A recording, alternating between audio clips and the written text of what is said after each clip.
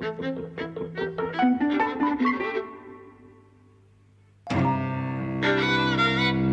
and welcome to Eavesdropping at the Movies. I'm Mike. And I'm José.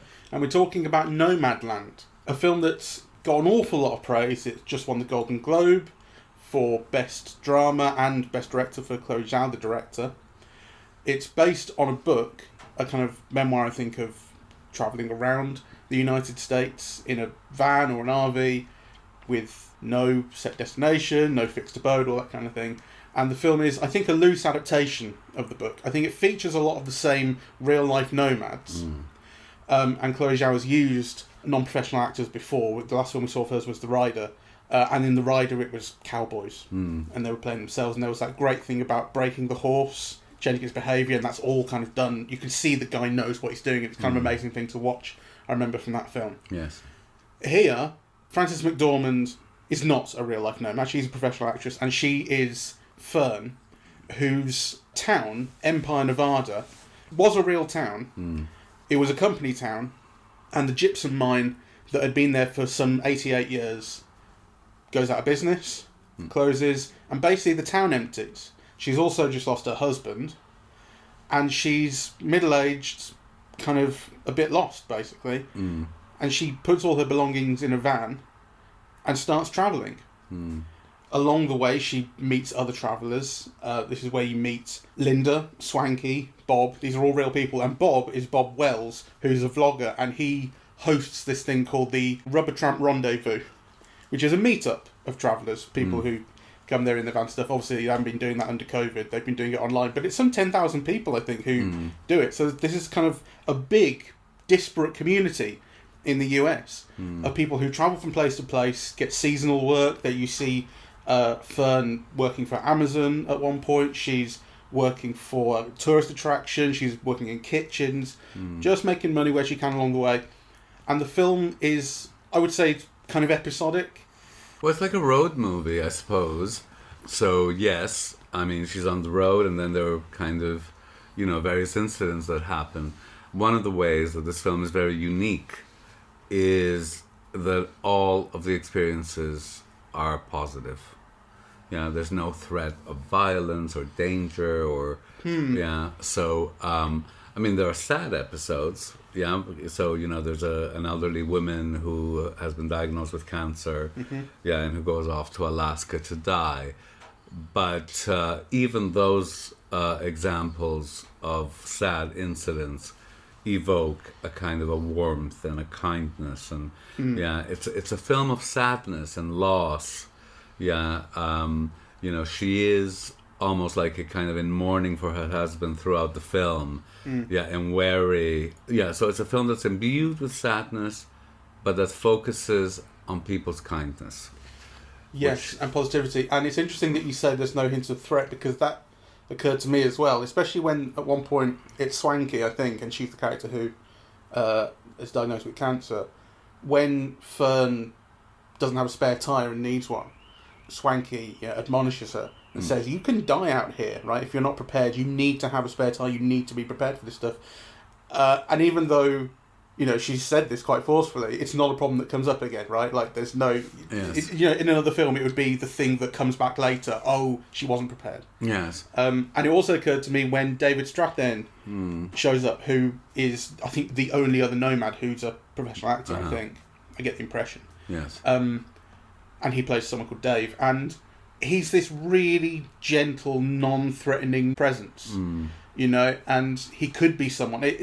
The film kind of slightly develops a plot around them, which is, I think it threatens to delve into cliche around them, actually, and I wasn't a huge fan of it, but he shows up, and because I liked it. Because he's a professional actor, he's coming back, and it's gonna last, I think, the story.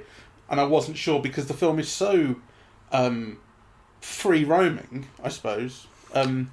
I didn't want that structure on it, actually. I felt it would be better without that feeling of structure. Yeah, but it doesn't. It's not there. I mean, kind of all that you expect to evolve from all of that, it doesn't happen. Well, it does. I mean, I think it did, because you meet him, they separate, but then they meet later on, and you find he's reunited with his family, and he's going to stay there, and that's a resolute. It's not a strong, not in every scene. But that's not what I would have expected of meeting the no. What I would have expected is for them, to kind of end up together, right, or to join forces, and either in their van or when he invites her to stay, with their son, that they have a cabin at the back, and she doesn't. So so it's not what I expect. It's not what one would have expected out of the presence of, David Strathairn. No, sure. So, and I like that actually. The film is about her. And I think it's kind of almost, I was going to say, it's almost like an original archetype that she's playing. Yeah, like I've not quite seen a character like that. I mean, you could argue that McDormand herself plays characters with similar traits, like in Fargo, very independent, slightly eccentric women, but this kind of fierce aloneness and kindness and self-sufficiency, and it's almost kind of done. You're told at the end of the film that she loved her husband so much, she can't shake his memory. She doesn't want to, right? And to go away or to take off that ring, or to get involved with another man would be to say that he hadn't existed, would be to dishonor his memory. Yeah, he was somebody who has no parents, who has no children. Yeah, she's what's keeping him alive. Yeah, and I thought that was so romantic and beautiful. It's funny the words he used to describe her character here, because, what did you say, self-sufficiency and fierceness, because I was thinking about her character in Three Billboards, and those are words I'd associate with that character. And I think in the loss that the characters have experienced, and then the isolation that they subsequently experience, those things are the same, but the difference is the kindness that you mentioned. The character in Three Billboards is aggressive and fights and will not stay quiet, and this is about dealing with grief and dealing with loss. And it's funny because what's really interesting to me about the film is the reasons that people end up as nomads. So they're kind of sat around a campfire. Actually, that's very like The Rider. There was a bit in The Rider where they're all sat around the campfire, and it's these kind of macho cowboy guys, but they're talking about their feelings and things. And there's this thing here where they're all sat around the campfire at Bob's meetup, and they're describing the people that they've lost. In fact, it makes so much sense that so many of the characters are middle-aged and older, because that is an age where you start to lose people, right? Yes. And it can drive you out into the wilderness, but there's no sense of adventure to it, really. It's a sense of self-sufficiency and self-survival, and trying to get a grip on your own life by, I don't know, chucking away half of it, and kind of going rogue or something. But I think it's really interesting. You meet two younger people who are probably around my age, right? One of them's at that meetup at the start, and she's this black girl, and she's lost both her parents, I think, to cancer within like 3 weeks or 3 months of each other, she says. And they had been planning to tour the country. It occurred to me there might be an element of subtext there to her race, because it would be so much easier, or maybe there would be so much more motivation or reason for a person of colour to give up their life, their place in society for a nomad life at that age, I kind of thought. And then you meet this other guy who's a young white guy, and I don't know why, I can't get a grip on why he's out there, because Frances McDormand's character speaks to him, and she says, have you got friends, have you got family, have you got this, that and the other, and he doesn't quite say no to that. And there's this thing about... No, in fact he says my family's in Wisconsin. That's right, he does. So, and there's this thing about the girl that he likes, and he keeps writing letters to. Yes. So, and it's not like he didn't believe in his character or him himself. It may be his real story, But that he's the one where I really questioned. I don't understand why he's out there. What drove him out there? And I would have liked more, I guess, from because he doesn't belong and he's lost. I mean, I didn't have any problems with that. I mean, I think if I would find one criticism about this film, because you understand why people go on the road, right? Like, it's because they don't belong, because they want to find something else. Yeah, because the world that they live in doesn't fit their image of the world, the way the world should be, so they go to seek something else, really. And there's a whole thing about freedom in this film. The road is freedom, right? Kind of, you have that beautiful poetic image of, those nests under the rock with the birds flying free into the sky, right? So, I mean, there is, There's a lot of that, and there's also like those phrases where nomads today are like the pioneers of yesterday, which is not quite analogous, I don't think. Yeah. So why people are on the road is because they all have a story, and it's always a sad story. But what the film is missing is precisely the dangers in that story. So, I remember Wendy and Lucy, with Michelle Williams. I don't know. Oh, it's a really beautiful film. It's by Kelly Reichardt, and it's Michelle Williams who goes to get a seasonal job in Alaska, right? And her car breaks down, and while she's waiting to get her car fixed, she steals some dog food from a supermarket, because she's got a dog. She gets caught. She gets fined.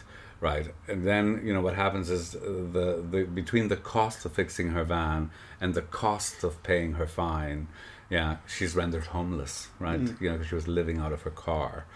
So it's a story of precarity, of how one little thing going wrong could really put you in terrible danger. And she is in that film.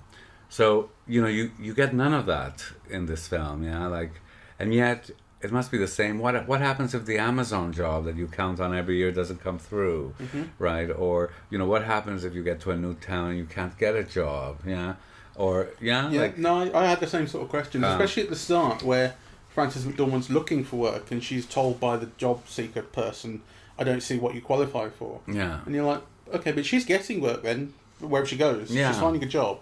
That's right, and it's through friends and through this and through that, but she manages. But there's always this thing overhanging. What if you don't manage? What if you don't have a sister who can lend you $2,300 to fix your van? What happens to you next? I mean, you have no home. You're homeless, right? Yeah. So, because they make a big point of saying here, we're not homeless. This is not homelessness. This is, I have a place to live, right? It's just not a house. That's what they say, right? But, I think there's a whole other issue because, it's not like a mobile home. In fact, I thought it was interesting because a mobile home here is taken as the height of luxury, right? Like, they go into, how do you call it, showroom, and they see all those mobile homes, those fancy buses. And the huge RVs in America the huge RVs, crazy, Yeah, they see it as the height of luxury, right? Whereas, kind of, for most people, it's still a kind of trailer, really, it's one thing to have an RV, and travel around America. It's another thing for that to be your home. So there is like a kind of a hierarchy of, homes here. And living in a van has to be as pretty close to homeless as you can get. Well, I mean, no one in this film has a luxury RV that's the size of a bus. Exactly. You get some people in vans, which Frances McDormand is, and some people in smaller RVs, motorhomes, we would call them, I guess, in this country. Tiny, tiny ones. Yeah, exactly.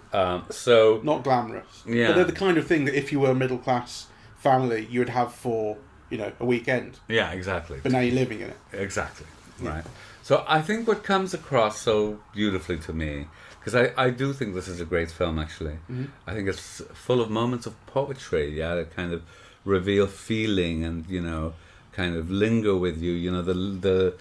All those shots of the baby with the baby's hand on hers, kind of what it evokes. And there's also this whole theme in the film of time past, of family and places and kind of things that have been lost and that will kind of remain a memory, but remain a memory already encoded in deteriorating media, slides, and old photographs that have a different kind of Kodak color tinge, or But at the same time, there's this thing about stones in the film that starts off, I think, because of the history of Empire, the town, as this gypsum mining town.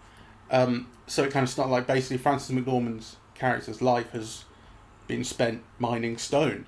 Well, I think gypsum's close to stone. I don't think it's quite. But the analogy, I think, is there because there's this thing about precious stones that people find, or if not precious, then, beautiful little things that they polish up. Jadeite and jasper and things like that.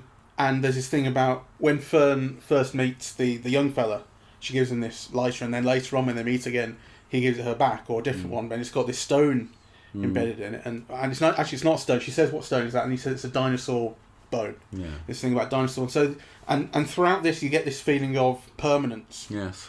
Things will last. There's that great bit where they're at the Badlands. There's this rock formation that's like a kind of miniature Grand Canyon that you can walk through. It looks like that, right?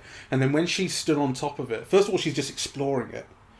And then when she stood on top looking over it, and so's Dave further back in frame, you get this feeling that they're like gods of this world that's beneath them. Like, it looks like a little world that they just temporarily rule over. There's a interesting play between how long things last, permanence and impermanence. People go out there and their lives are impermanent. Where they live is impermanent. They keep on moving. But something is going to last out of all of it. And this is the thing that Bob says, we'll see each other down the road. You never don't see someone again. You'll always meet them again. Well, what I thought was, very symbolic and beautiful was, so they go through those rock formations, right? But they say that the rocks are porous, that kind of, they had gas or water, right? And that's why you get those round shapes and so on. But also the rock wastes away and turns to sand, So, and then there's the scene later on where she's looking, he leaves a round boulder, but that's full of holes on her porch, on the steps of her van. And she looks at the landscape, through, those bits of rock, that have withered away. It's really very beautiful. Despite that, I have to say I was bored a lot during the film. Well, really, I wasn't. Yeah, I mean, it's funny how... Riveted throughout. Yeah. It's funny how, in looking back on it, it kind of grows in stature because all of these things are in there and they're considered and they're beautiful. But at the time, it takes a long time. The thing about the landscape is, it's always at dusk or at dawn or in the middle of a storm.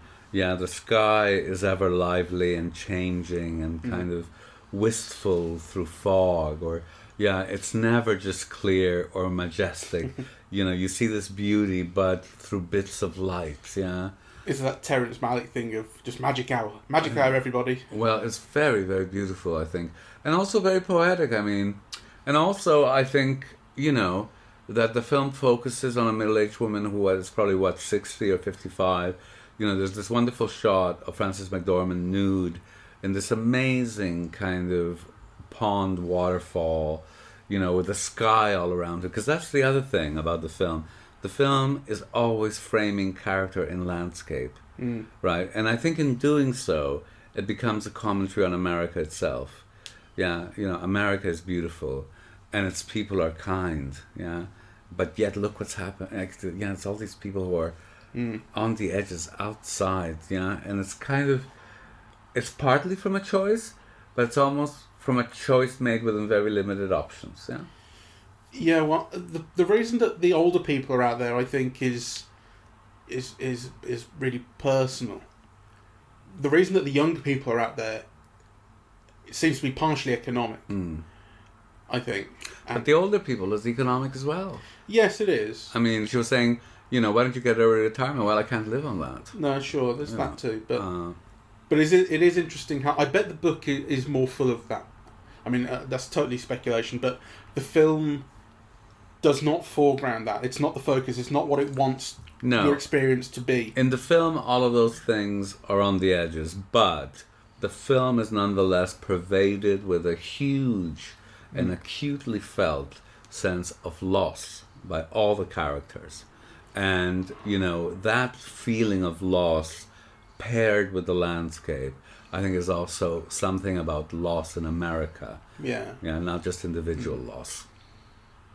But that bit where she goes to see her sister and then they're having that conversation in the back garden about that they're all flipping houses, and she says, you know, I disagree with all of you. How can you get people? How can you? Your job is to get people into debt to buy a house they can't afford. I thought that was the worst scene in the film because that's too on the nose. I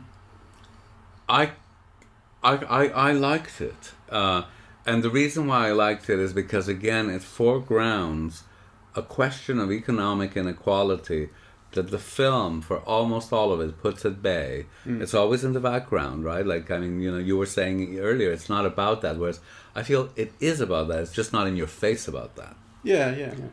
So I like that one moment. But that's why I think that's too on the nose then, because it is there the rest of the time, and it's there for you to think about, and you're an intelligent viewer, and you'll pick up and you'll be thinking about it. I think it's a way of signaling that that's one of the things that the film is about, and then it drops it, right? So I thought so in that sense, you know, it's not at all a message film, yeah. Oh yeah. So I liked all of that very, very much. One thing that I love about Frances McDormand's performance is the way she interacts with the non-professional actors. You can see her helping them. Yes. You can feel it, because actually, so I was just reading the interview before we started the podcast with Bob, who's, as I say, the guy who runs the sort of convention, and he's given this scene at the end of the film with Frances McDormand, and he talks about the loss of his son, and that's what kind of drove him out there 5 years previously. And it's funny, I was watching that scene and I was thinking, I'm not getting a lot from this guy. Like, I believe his story, and in this interview he says that is his story, and he hadn't really told anybody before, so the film is a really kind of emotional moment for him. And he said that the first time he told the story on camera, he just broke down. And then after that, he couldn't get back. It's like it had expunged it, and he couldn't get back to it. And so after that, it was a little bit more flat when he said it. And that's when I was thinking, when I watched it, like, oh, I'm not quite feeling it. And Frances McDormand is clearly there reacting to him and helping him and so on and so forth. And I believed every word that he said, and it was very emotional, but I didn't feel it in his performance. And I thought, you know, well, that's fair enough. He's not a professional actor. And I do wonder what the overly emotional take would have looked like, right? But then just hearing that there's this very overly emotional take, I think you implicitly understand why that's not in the film. Yeah. It's not full of those moments. No, the film is very spare and pared down and stoic, right? I mean, I think one of the things that I absolutely love about the film, contrary to all this weepy, you know, culture of the moment, like it's like, I'm stressed and I'm too sensitive to hear that, and, you know, and I have post-traumatic stress syndrome because, you know, I hit my toe on the bed. Really hate all that. You know, kind of, these people are stoic, you know, and by being stoic, they're heroic, right? Like, this is the life that, you know, that's the hand they've been dealt with, right?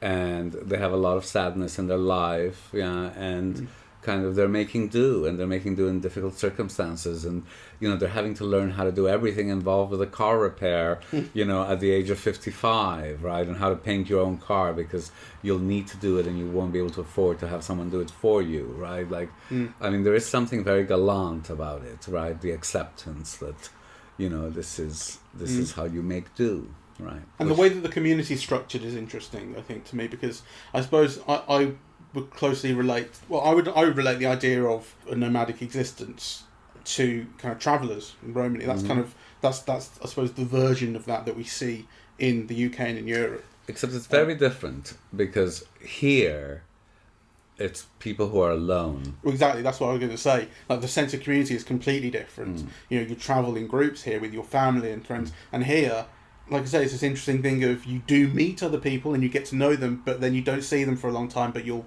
catch up again. And it's fascinating to think of just the scale of America and how far these people travel. Like, how, you know, what is it? Someone goes to Alaska at one point, but the rest of them are sticking around the same sort of areas. You kind of make it up as you go along, but you will bump into the same people because I don't know, you all have the same vague idea of the few towns you're travelling around. Don't know. It's interesting to sort of see how that community, because it is a community, is structured. And then they meet up every year at this rubber tire rodeo or whatever it's called.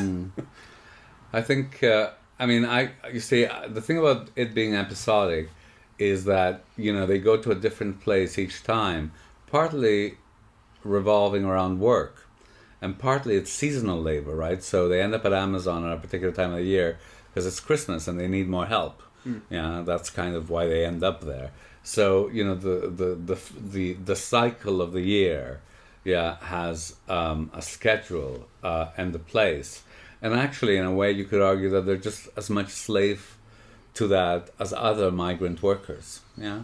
Well, they need to make their money. They need to make their money, right? Yeah. They can't live without work, right? And they're working for very little. And this is where I think, well, I could be wrong because they would change the film, and I actually don't want the film changed. But to have had more of a sense of the precarity of it, that there's a danger just in the precarity of it, which actually doesn't come across, I think. No, sure, I agree. We've more or less said that. But that's it's not the kind of film that it is. It's not the story that it wants to tell, and it has an awful lot of sympathy for the people, and it doesn't want to, I guess, use their lives and experiences as I think maybe it feels like the film would feel it was cheap to do that, to use that as entertainment in that way or something. I don't know, but it's more, it's like it's friendlier to them. It doesn't want to put them through hard situations because their lives are already hard enough. They're dealing with all this loss. Yes, but you also, and I think this is what I love about this film as well, that their lives are hard, but you do see a lot of, I mean, I wouldn't say joy in Frances McDormand's case, but a kind of a cheerfulness or a cheeriness or an enjoyment of little things. Yeah, her cigarette, the hot dog at the fair. The joy she takes in watching that landscape. So it is kind of the joy in people. And in engaging with people. I thought all of that was really beautiful and kind of, I think very unusual to see. I mean, it is a film that is driven by kindliness and a sense of the good in people, and also of a community of people in spite of, ideologies of individualism. There's still the sense of helping people out. Why? Just because it's a nice thing to do, right? The cutting of the old lady's hair. It's full of moments of tender giving. Yeah. It's funny how the imagery right at the start, when she's working at Amazon, the fulfillment centre, as they euphemistically call them, reminded me of American Factory, the documentary. Very much so. And you kind of thought, all of the people in American Factory, when that was all going tits up and they had to, the factory closed down, then the Chinese came in, all this, you go, if that just goes tits up in a different way and the whole town disappears, everyone in that film ends up on the road, like these guys. Yeah, possibly. I mean, who knows? I mean, there's a feeling of because it's this thing about this town disappeared off the map when the company went. There for the grace of God, know. Also, it makes one think of I mean, certainly myself, when I remember reading novels about people living in company towns, right, and how exploitative they were, and you had to shop at the company shop and live in the company house. I mean, I think here you don't have to shop at the company shop, but they're obviously living in, kind of the land of the factory, the houses. Yeah, they said, tract land. Yeah, tract houses. Yeah. So you do also read of those places as exploitative 19th century practices, right? And so here they are again, and not only are they here again, but you're mourning their loss, as if it was a good thing. And of course, it's only a good thing compared to now. So I think the film is very much kind of also a critique, but one that doesn't blame people, So I really loved it. I didn't love it, but it's interesting afterwards. I was bored. You Philistine! It's a slow. But it is interesting how it did. I did end up in sympathy with it after the point, because when it got to the point where I realised, David's coming back and we're going to see the family and blah blah blah, that's when I was thinking, this has too much plot, and I wanted it to be less plotful at that point and more nomadic. Return to that. I want to mention a couple of things. So, first, how beautiful the music is, and also how expressively deployed it is. So just as I was saying that, you have a lot of these images of her past that are seen through audiovisual technologies of the past, old yellowing slides and things like that. You also have the use of music done in that way. So, you hear Bing Crosby, kind of singing one of his holiday songs, I forget which one it was, but you almost hear it as a tinny, like radio version of it, which evokes pastness. It's kind of it doesn't just evoke holiday, it evokes the pastness or the perennialness of Crosby in that song at that time of the year. And that's used pretty systematically. I mean, different devices for different effects, but I thought it was very beautiful. And aside from that use of music, it has a very beautiful score. By Ludovico Einaudi. It's gorgeous. And the other thing I wanted to mention, which I hadn't quite, I don't know, but, I really creeped out over images of crocodiles and snakes. And, the film makes quite a lot of that, though I'm not sure what it says about it. So it feels like systematic usage, kind of dinosaurs, birds, bats, ants, but I'm not sure what it says. Yeah, well, they talk about connecting with the natural world, and that's, to me, that's slightly banal. That's a kind of, that seems to be like a nomad platitude. No, I don't agree with that. I mean, I think that's the difference between a European, and a North American view of that landscape. Because, of course, an Englishman has never really known the wild at all. Everywhere you go in England, it's either a city or suburbia, right? But I remember going camping, with my then boyfriend and feeling that you were the first person who'd ever stepped on this piece of land, in northern Ontario. Look, I'm not saying it's not brilliant landscape, but I think the thing of reconnecting with the natural world, that is a bit of a banal thing to say. The way it's said here as well, it's kind of not really backed up. Actually, it's evoked much better than it's expressed. It's evoked through those amazing shots of the wilderness, and even through the thing about the one thing that Frances McDormand's character misses about her home is that it backs onto this. Yeah, so I think it's a systematic trope, and I think, like you said, it evokes it, so you feel it. But I think just when people say that phrase, connecting with nature or reconnecting with nature, I go, nah. Well, that's probably because whenever you hear it, it's like, from a Bath girl who's missing her, her summer festival in some field. I think she's reconnecting to the wild. Yeah, I think it's a thing that stupid people say. Yes, yeah. but I'm just saying that it has different connotations, because you don't have landscape like that or areas like that or wilderness like that. No. And the only thing that I would say is in slight agreement is that what you don't get from this film is the terror in that landscape. That actually that landscape is not just beautiful, but it's often very terrifying.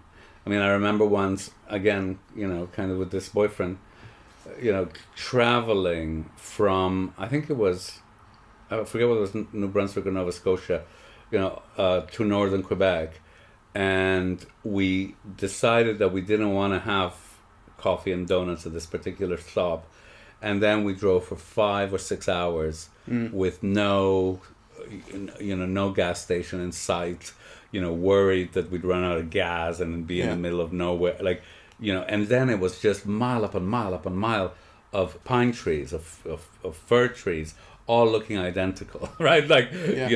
And that there's something very terrorizing about that. It really inspires. Well, it inspired fear in me. Let's say, it might not in everybody, but this landscape is only ever beautiful. Where really it should be terrorizing as well. Yeah, I was just reading about Empire Nevada actually, the real place, and it said, where is it? So it's nearby where Burning Man is held, and that accounts for loads of its, tourism and stuff. Because it still technically exists. There's people there, but it's not what it was. And it says, after the closure of the plant in 2011, the grocery store remained the only source of provisions within 100 miles of the Black Rock Desert. America is just fucking empty in the middle. Well, I mean, I think that can be quite scary. And also, something alien to my nature is how very much it is a car culture, yeah? I mean, obviously we are a cult culture here in the UK as well, and, and in Spain as well. But, you can take a bus or you can take a train, right? In this landscape that we see in Nomadland, you either have a car or there's nothing. I mean, we see a bus, but the bus is to go from one town to another. Yeah, right? yeah, no, it's not the same. It's not the same. So, this is entirely, I mean, without a car, you're a non-person and might as well die in this thing. America's just not structured for anything else. There's no economic advantage in trains or anything like that because nowhere's close enough. I mean, you think like that would be the way to get from place to place over a long distance, but there's no economic advantage to it, and because there's no economic reason, America doesn't do it because it's really based on that. I'm not convinced of that. I mean, I think, famously in California, there was a fantastic tramway system and bus system. Yeah, in California. Yeah, but it was dislodged in the service of the car. Right, so I mean, a lot of that was driven by automobile lobbies and gas lobbies and so on. It's not inherently that there's no economic advantage to it. There could be an economic advantage. I think that's partially true, but going from one city to another, they're so far away. Yeah, well, that's why you take planes there. I know. I mean, I have taken I used to go to Ottawa on a bus from Montreal. And then I used to take the train from Montreal to Toronto. The train was 6 hours. And that's the next big city. Yeah, exactly. So that's what I'm saying. It's like going from here. Well, it's further than going from here to Edinburgh. So anyway, I really love this film, and I think it will become an American classic. Really, I think it's a new voice, and it's a beautiful voice, and it's wonderful to see a film about a middle-aged woman on the road, being done so tenderly, and kind of fiercely,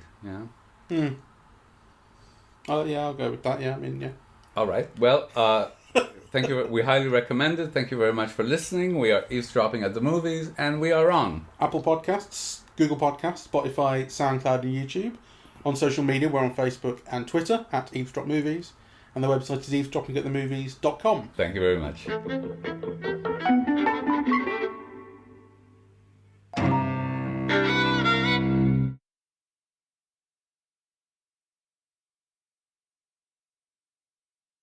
Apparently, the film I was reading,